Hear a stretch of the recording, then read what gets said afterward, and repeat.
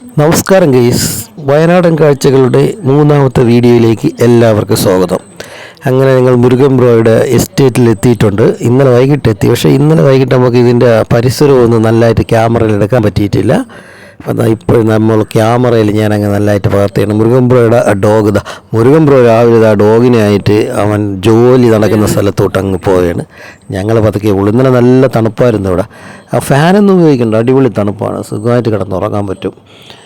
ഇപ്പോൾ ഇന്നലെ ആ കാഴ്ചകളൊന്നും നമുക്ക് ഇങ്ങനെ കാണാൻ പറ്റിയില്ലല്ലോ. ഇത് വീടും പരിസരമൊക്കെ നമ്മൾ ക്യാമറയിലൊന്ന് പകർത്തി നോക്കട്ടെ, എങ്ങനെ ഇരിക്കണമെന്നറിയാമല്ലോ.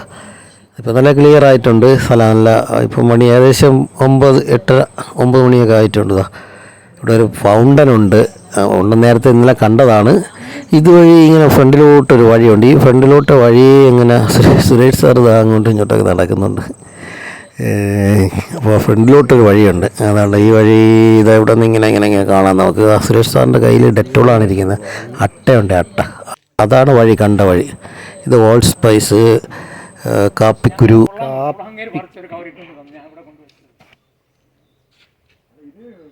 നാടൻ പനീർ, റോസ.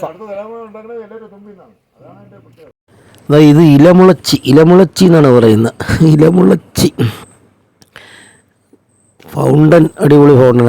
ഇവിടെ വെള്ളം എടുക്കുന്നതെന്ന് പറഞ്ഞാൽ കിണർ പൈപ്പ് ഒന്നുമില്ല, അരുവിയിൽ നിന്ന് ഞാൻ നേരിട്ട് വരുന്നത്. നല്ല മുളകാണ്, നല്ല എരിയുള്ള മുളകാണ്, സൂപ്പർ മുളകാണ്, പഴുത്തേക്കുന്നുണ്ട്.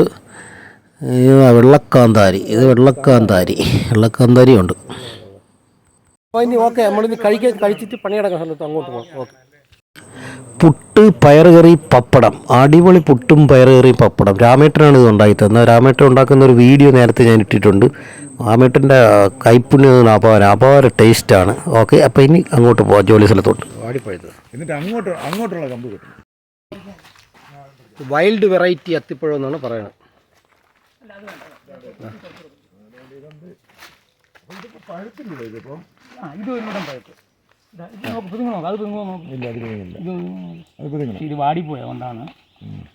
ഇതിനെക്കുറിച്ച് പറഞ്ഞു.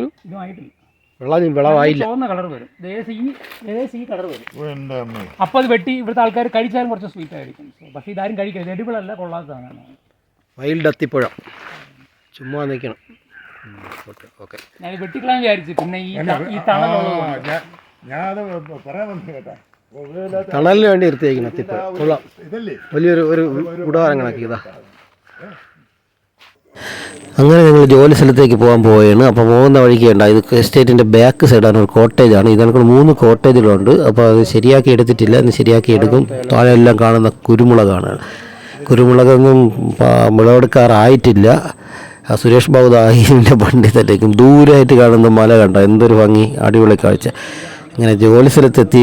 ഒരു കരിന്തേള അവിടെ മണ്ണളായി കിടന്നെടുത്തൊരു കരിന്തേളമോ, ഭയങ്കര വിഷമാണ്. ഇത് കടിച്ചാണ്ടല്ലേ, ഞാൻ ഒരു കമ്പെടുത്ത് വെച്ച് എൻ്റെ കൊമ്പിലിങ്ങനെ കുത്തി കൊടുക്കുമ്പോൾ കടിക്കാനായിട്ട് വരുന്നു. അവിടെ ജോലി നടക്കുന്നുണ്ട്.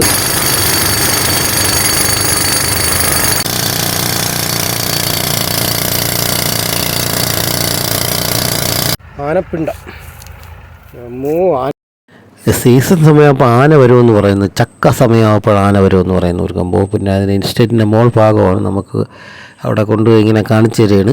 അവിടെ കുറേ കുരുമുളകൊക്കെയാണ് കൂടുതൽ കൃഷിയുള്ളത്. പിന്നെ കാപ്പിയുണ്ട്, കസ്തൂരി മഞ്ഞളുണ്ട്, പിന്നെ കുറേ എന്തൊക്കെ പ്ലാൻ ഉണ്ടാണ് പെറുകുമ്പോഴേക്ക് ഇനി അടുത്ത. അപ്പോൾ ആ പ്ലാനിനെ കുറിച്ചൊക്കെ ഇങ്ങനെ ഡിസ്കസ് ചെയ്തുകൊണ്ടൊക്കെ ഇരിക്കുകയാണ്.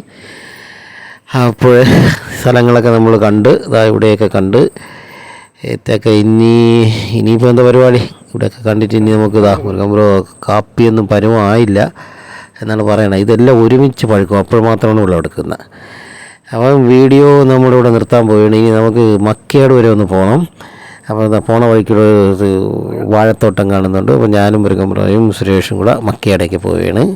അപ്പം അതിൻ്റെ ബാക്കി ഭാഗങ്ങൾ അടുത്ത വീഡിയോയിൽ. വീഡിയോ ഇഷ്ടപ്പെട്ടെങ്കിൽ ലൈക്ക് ചെയ്യുക, ഷെയർ ചെയ്യുക, സബ്സ്ക്രൈബ് ചെയ്യുക. Okay, bye. അപ്പോൾ മക്കയാട് പോയിട്ട് വന്നിട്ട് നമുക്ക് കാണാം. Okay, by.